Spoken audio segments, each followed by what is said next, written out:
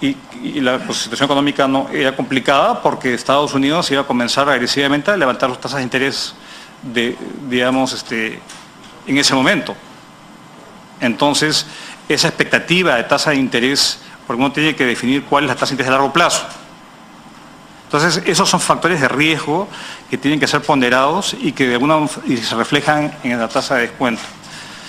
Entonces, yo creo que son estos componentes que es quién tiene la mejor tecnología para poder proveer la calidad del servicio que se ha comprometido y que tenga la espalda financiera para poder ser mejor sujeto de crédito y captar, digamos, financiamiento más favorable, ¿no? Hay empresas que tienen, justamente la empresa que se descalificó, que pidió el cambio, digamos, el cambio de la composición, era justamente el monstruo de los cuatro, era el que tenía las espaldas más grandes, era el gigante. Igual los otros cumplían con los requisitos mínimos, pero obviamente eso cambia, digamos, si es que el principal, la empresa que tiene el principal peso, digamos, financiero por activos, por patrimonio, pasa de una proporción así a así, obviamente ya el valor, digamos, y el acceso a financiamiento de ese grupo varía.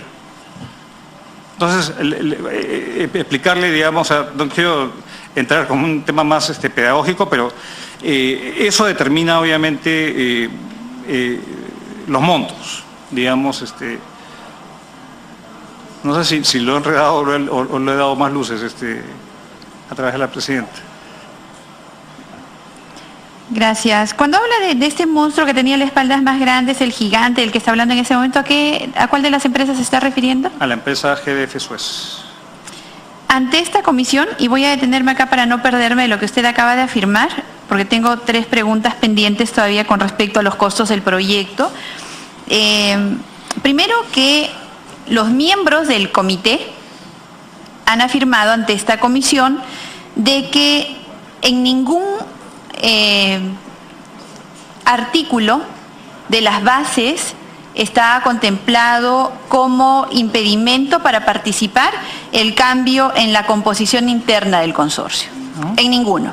Correcto. De hecho, modificar la composición interna de un consorcio no es declaración jurada falsa, como usted ha afirmado en horas de la mañana aquí. Los porcentajes internos de los consorcios siempre están moviéndose.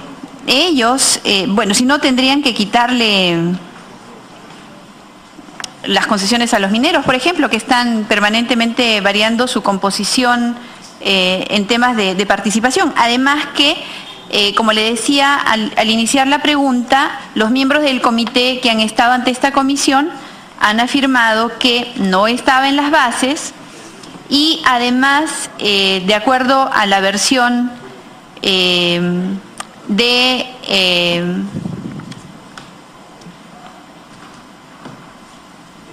el representante que ha iniciado la demanda contra el Estado,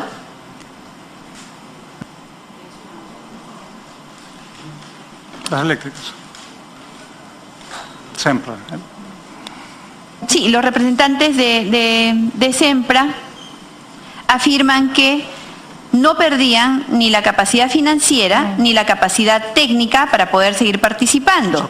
Por lo tanto, el hecho de que uno de los postores disminuyera su porcentaje de participación no alteraba nada, es más, el consorcio como tal continuaba. Entonces, y siendo que, aquí va la pregunta, el descalificado, y digo descalificado aunque usted toda la sesión ha insistido permanentemente en denominarlos autodescalificados, yo le pediría descalificados porque finalmente ellos no tomaron la decisión, sino el comité y finalmente el consejo directivo. Por lo tanto, el comité, el postor descalificado, Gasoducto Peruano del Sur, sostiene que su propuesta era más de $100 millones menor a la del consorcio postor único ganador Gasoducto Sur Peruano. ¿Considera realmente que esta descalificación estuvo arreglada a ley y que no se perjudicó la libre competencia en este proceso de concesión? Presidenta, yo no he dicho que, es más, cuando yo hablé de la espalda financiera del que se bajó su proporción, dije también que esto no afectaba los requisitos financieros del consorcio. Eso yo lo dije. O sea, primera conclusión, el consorcio... No, permítame, por favor, que termine de hablar, le ruego. Yo no he dicho que eso lo hacía que esa fue digamos, la fuente de la descalificación. Yo no he dicho eso. Yo tampoco he dicho que usted ha dicho que el Consejo Directivo fue que descalificó al consorcio de las eléctricas. Fue el Comité Especial. El Consejo Directivo no descalificó a nadie. Déjeme ser claro con eso. Y cuando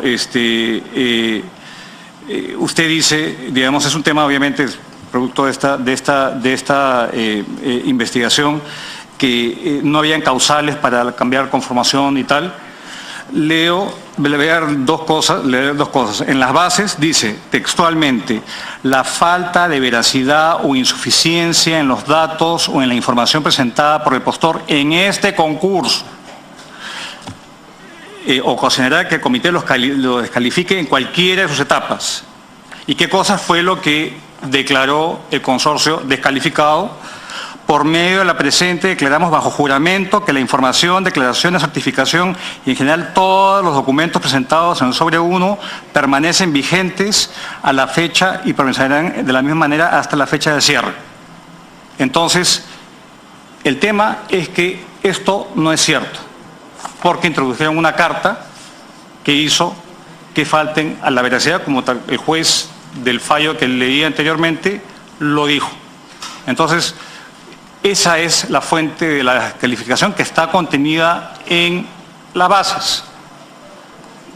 Faltaron a la verdad y la declaración jurada del sobre 1 debía ser exacta a la declaración jurada que se tenía que ratificar en el sobre 2.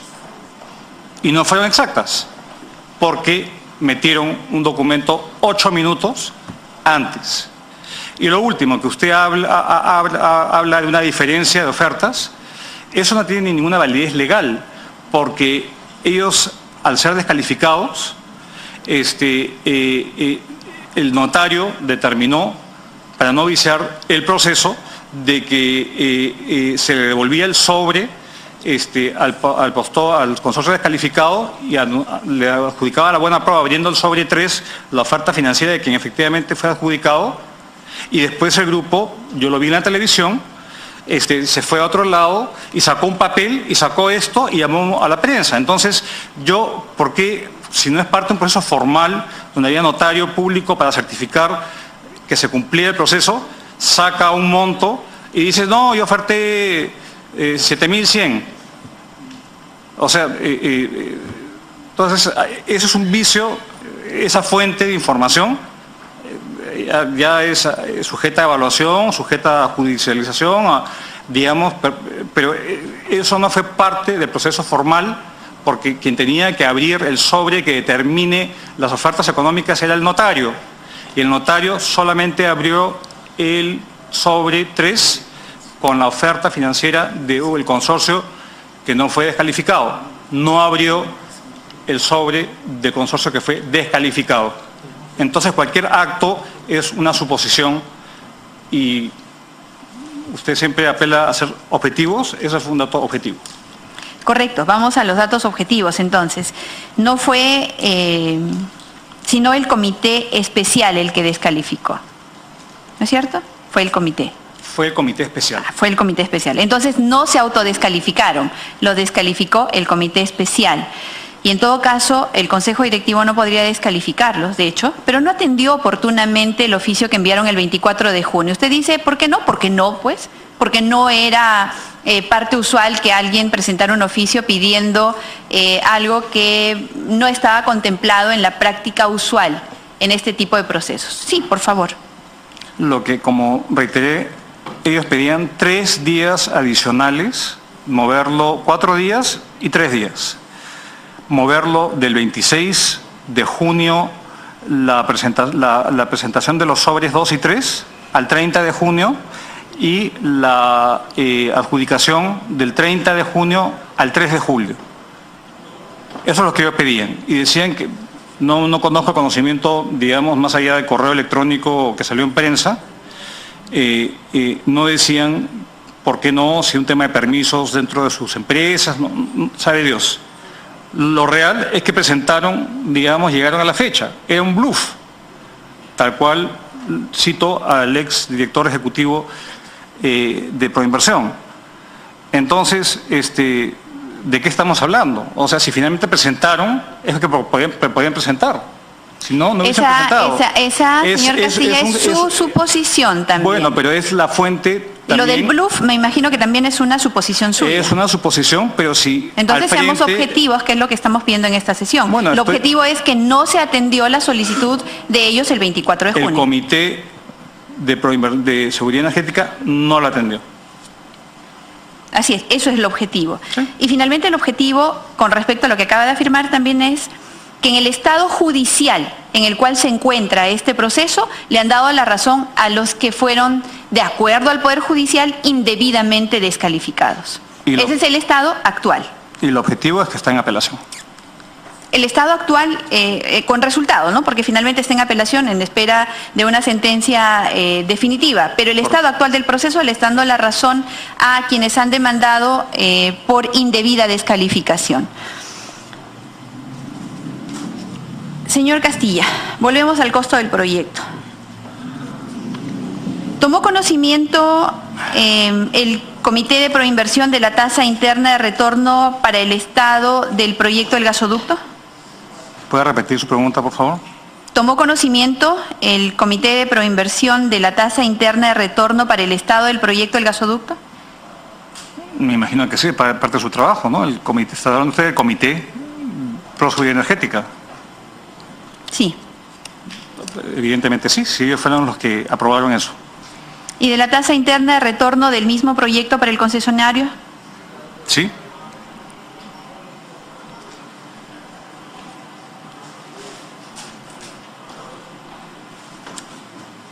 ¿Cómo se previó recuperar el aporte de los usuarios en el financiamiento de este proyecto?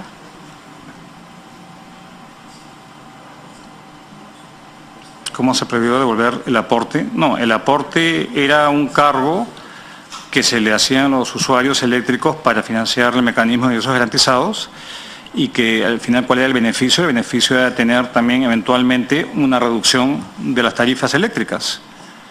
Porque al final, si uno, digamos, si la energía, si uno quema petróleo, es energía que es cara. Pero si uno tiene energía limpia como la que se origina del gas, es más barata. Entonces, las tarifas inicialmente subían y después bajaban.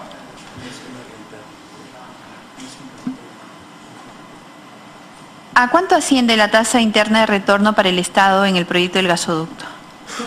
Es que no hay para el Estado, porque es un proyecto autosostenible. Entonces no es un proyecto que tiene que tener una tasa de retorno que pase el Sistema Nacional de Inversión Pública. Es una tasa de descuento que se utiliza de tal manera que los beneficios económicos sean iguales, más los beneficios financieros sean igual a cero. Así se terminan estos proyectos. No hay una rentabilidad. O sea, no hay tasa interna de retorno financiera para el Estado. Para el Estado, para el Tesoro. Hay beneficios económicos, ¿no? Pero no son no de los beneficios fiscales, sociales, sino financieros, económicos. Una reducción en las tarifas eléctricas. ¿Puede cuantificarla? Si me pide que yo lo cuantifique ahorita, me tendría que referirme digamos, a los informes técnicos. Porque la pregunta era el retorno directo, ¿no? El retorno que va directamente, no el efecto indirecto, sino el retorno directo por este producto. Un retorno directo es tener mayor oferta de energía a un menor costo. Eso no es indirecto, es absolutamente directo.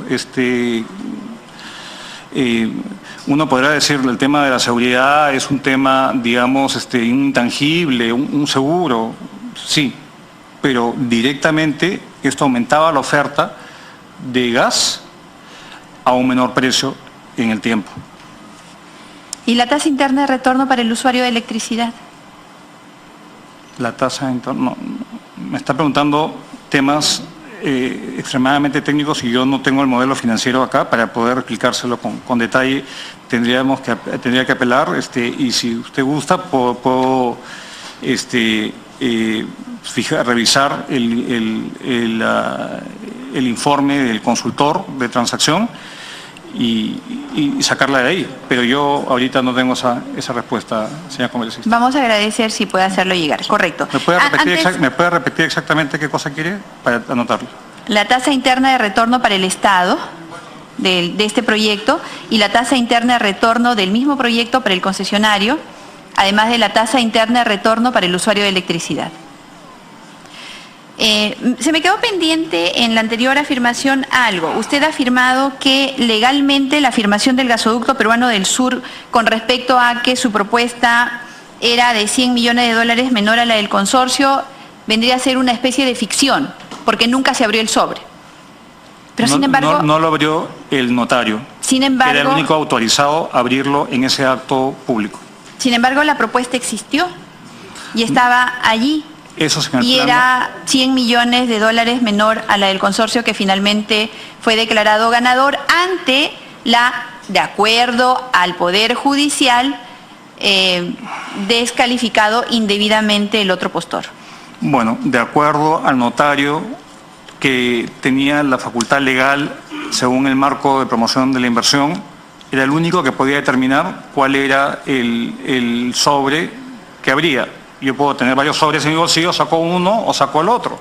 Los dos lacrados, o sea, todo es en el campo de la especulación. Lo único que vale, como usted apela a los datos objetivos, es lo que el notario abrió en el proceso público, en la ceremonia pública de apertura de sobres. Es lo único que formalmente vale. Cualquier otro documento puede ser apócrifo, pero no queremos entrar en el terreno de las especulaciones. ¿Alguna pregunta adicional, congresista Costa? Sí, yo tengo. Se le concede el uso de la palabra. Gracias, presidenta. Una primera pregunta tiene que ver con las reservas probadas, que fue una de las razones que usted dio para señalar por qué fracasó Kuntur. Pero, digamos, no está claro si la falta de claridad sobre reservas probadas desapareció como problema entre el año 2012 y el 2014, que se otorga la concesión. Entonces la pregunta es esa, ¿qué cambió en relación con ese que fue uno de los 3 o 4 aspectos del proyecto que, según usted, determinó el fracaso de Kuntur? En el 2014 teníamos certeza de reservas probadas suficiente como para garantizar el éxito del proyecto. A ver, de lo que yo recuerdo, mediante la presidenta, es que cuando se hizo el pedido digamos, del crédito puente, de Kuntur y todo ese episodio, no habían reservas probadas del lote 57, si mal no me equivoco. Y ahí hubieron según la fuente de todo esto, es la Dirección General de Hidrocarburos del Ministerio de Energía y Minas, que tiene un libro de reservas. Lo que cambió fueron 2 cosas. ¿Verdad? Una cosa, pero un factor adicional. Uno fue la disponibilidad de 2,5 trillones de pies cúbicos adicionales y el hecho que mediante una ley, que no recuerdo el nombre, se podía disponer hasta un TCF del lote 88 que estaba preasignado al consumo doméstico, al mercado doméstico. Y que eso, según el informe que presentó Energía y Minas, respaldaba la oferta de gas para este proyecto. O sea que sí hubo un cambio importante en esos 2 años, el que usted ha señalado, y la fuente es la Dirección General de Hidrocarburos. Gracias. Permítame volver a hacerle la pregunta que le hice anteriormente porque no entendí la respuesta. Tratándose de una inversión enteramente privada, sin costo para el Estado, debemos entender entonces que los 4.000 millones son levantados por el concesionario en el mercado internacional y es el propio concesionario el que devuelve ese crédito, ¿no es cierto? A los bancos, a los bancos que se lo facilitan. Y el costo de administrar esto, que son los 3.300, grosso modo, adicionales a lo largo de 30 años, que es la inversión que hace la empresa en la administración, esa inversión más la inversión de los 4.000, yo le decía, la recupera a través del cobro que le hace a quienes usan el tubo. Correcto. Para transportar el gas que van a consumir, los nódulos, las empresas, lo que vaya para la exportación, etcétera.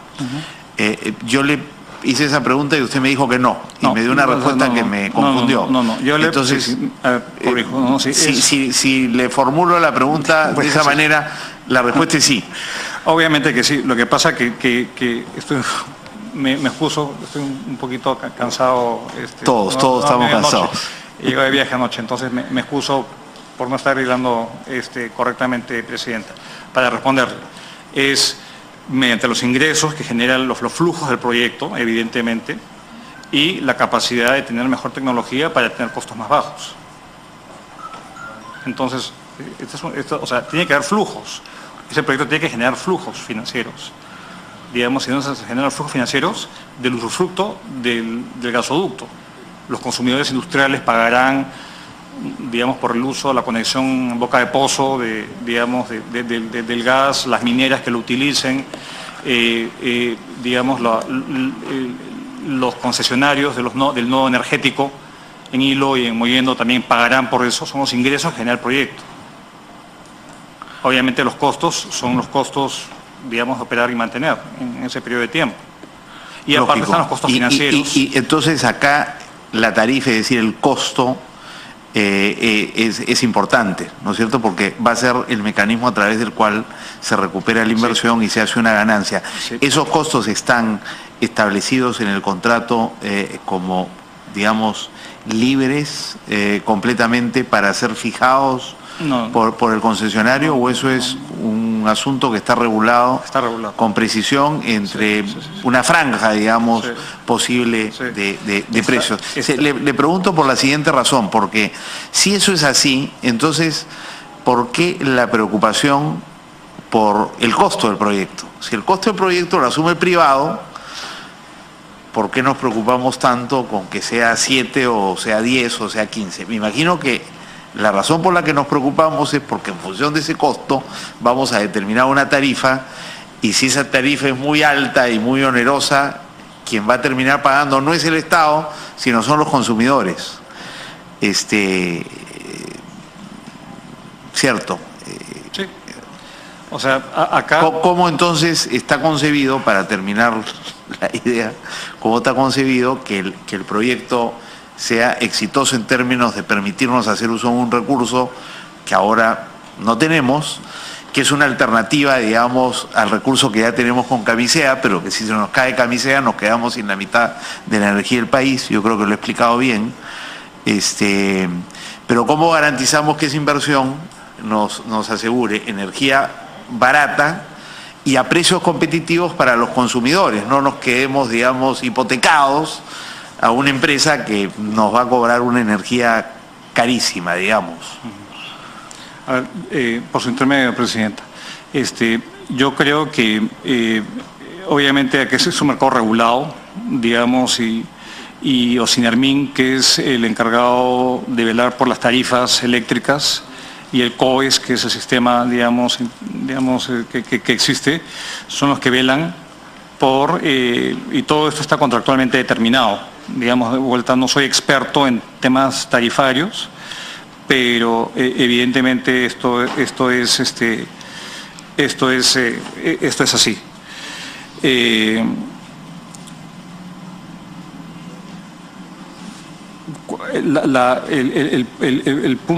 punto de su pregunta, para ser preciso, ¿cuál era? Discúlpeme, estoy ido ahorita.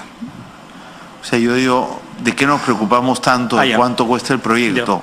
La única preocupación posible es que no le va a costar al Estado, pero le puede costar a los privados, que van a tener que pagar por una energía muy cara, por un proyecto, digamos, si estamos ante la eventualidad de que han inflado los costos, entonces quien va a pagar por ese costo inflado no es el Estado, porque el Estado no tiene que retribuirle a la empresa. Quien se lo retribuye es el consumidor a través de la tarifa. Entonces, primero descartar la idea de que el costo elevado lo perjudica al Estado. A quien puede perjudicar es al consumidor, con una tarifa muy cara para pagar una inversión. Mire, yo le voy a responder supuestamente muy elevada. A través de la presidenta, yo le voy a responder que más se demora en tener el gasoducto, la oferta de energía nuestra va a comenzar a caer, y en lugar de tener oferta hidroeléctrica u oferta basada en energía térmica basada en gas, vamos a tener que comenzar a quemar diésel, y eso va a hacer que los precios suban por no tener un gasoducto. Entonces, acá evidentemente es con una proyección de 30 años, es a tener una oferta limpia de energía que permitas a precios competitivos mantener al país, digamos, una de las ventajas comparativas del país son sus costos baratos de energía. Pero si no se aumenta la oferta y la demanda sigue en su curso creciente, entonces ahí vamos a tener un problema. Menor oferta, mayor demanda, tarifas suben. Yo no voy a especular si la motivación de demorar este proceso por parte de algunos, digamos, que producen energía hoy en día es que no quieren que entre más oferta, porque si no, digamos, le van a cortar sus posibles rentas futuras, por decir una cosa. De repente hay una actitud que no voy a especular, pero uno podría decir una actitud, digamos, estratégica, mejor no que se demore, que no haya gasoducto. Vendo esta fantasía de un proyecto sobredimensionado, por eso la mención de que este mismo gobierno ha hecho un estudio que le da parámetros parecidos. Esto va a reducir eventualmente los costos de las tarifas, y no son tarifas que se pueden ir a la estratosfera, hay un regulador, tarifas que son sin Hermín. ¿Quiénes entonces serían los beneficios? No sé si puede volver a decirlo, porque lo ha dicho, pero para que quede claro, hay sectores económicos que verían con buenos ojos que este proyecto no se haga, porque eso significaría que la oferta de energía se vea reducida, digamos, se quede estancada en un periodo en el cual está creciendo la demanda, va a crecer si sigue creciendo la economía, y eso significa que los precios de la energía van a subir. Eso es correcto. ¿Quiénes serían esos, digamos, esos grupos de interés que eventualmente podrían ver con poca simpatía un incremento de la oferta? Los generadores, dijo usted. Yo no voy a puntualizar a ninguna, pero es un tema de oferta y demanda. Si la oferta está cayendo actualmente, y uno ve el estimado de oferta cayendo, y no entra una nueva fuente, no hay una ampliación de la oferta, va a haber demanda que no es satisfecha, y eso se traduce en mayores tarifas. ¿A quién beneficia eso? Ya, digamos, es análisis, digamos, una evaluación. De acuerdo. Gracias, presidenta. Gracias. Gracias, congresista Costa. Solamente para hacer una puntualización final con respecto a esto de que es un proyecto totalmente privado, sin costo aparente para el Estado. Digo, sin costo aparente porque le preguntaría en este caso, ¿las garantías del Estado se pueden convertir en costo? Bueno, si el Estado, digamos, siempre hay causales, digamos, de fuerza mayor, digamos, al final es una distribución de riesgos. Digamos, el Estado debe cumplir ciertos compromisos, tiene que evitar, digamos, los permisos. las interferencias. O sea, hay compromisos que tiene el Estado.